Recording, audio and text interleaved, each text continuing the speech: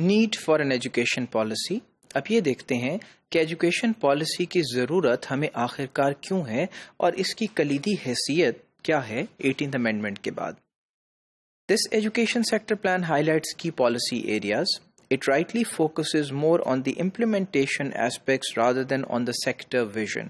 ہم دیکھتے ہیں کہ ایجوکیشن سیکٹر کا جو پلان ہے کے پی کے کا، وہ کچھ کی پالیسی ایریاز کو جو ہے وہ ایمفیسائز کر رہا ہے، اور اس کے ساتھ ہم یہ دیکھتے ہیں کہ اس کا فوکس امپلیمنٹیشن پہ زیادہ ہے، صرف سیکٹر ویژن کے اوپر ہی نہیں ہے جیسا کہ ماضی میں ہوتا رہا. اب اس امپلیمنٹیشن کو اگر ہم نے سامنے رکھیں تو پھر ایک ایجوکیشن پالیسی بہترین طریقے سے امپلیمنٹ کر پائے گی اس اپروپریٹ پالیسی فریم ورک کو. So if you have a policy framework, then you definitely need a policy to anchor the implementation of these imperatives.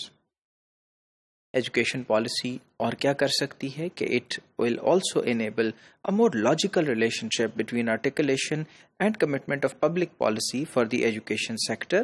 اور جو managerial اور technical اور financial aspects ہیں implementation کے، ان کو بھی education sector کے جو پلان ہے اس کے اندر شامل کیا جا سکتا ہے. فردر ہم یہ دیکھتے ہیں کہ development of an education policy would also provide a legislative and institutional framework for the implementation of sector policy priorities. Now it is very important to see that education policy یہ کیا کر سکتی ہے کہ ایک لیجسلیٹو اور institutional frame work, یعنی ایک تو انسٹیٹیوشنل فریم ورک ہے، دوسرا قوانین کا لیجسلیٹو فریم ورک ہے جو یہ پرووائڈ کر سکتی ہے تاکہ امپلیمنٹیشن ہو سکے سیکٹر کی پالیسی پرائیورٹیز کی. یعنی پالیسی پرائیورٹیز جو ہیں وہ فرق ہیں، جیسا کہ ملک کے ڈفرینٹ حصوں میں ڈفرینٹ طرح کی تعلیم جو ہے، ڈفرینٹ طرح کے امپیریٹیوز ہیں جو کہ موجود ہیں، وہاں ڈفرینٹ طرح کی ڈیمانڈس ہیں، تو ان کو سامنے رکھتے ہوئے ان پرائیورٹیز کو سیٹ کرتے ہوئے جو ایجوکیشن پالیسی ہے یہ ایک بہترین گائیڈ لائن جو ہے وہ ہمیں دے سکتی ہے.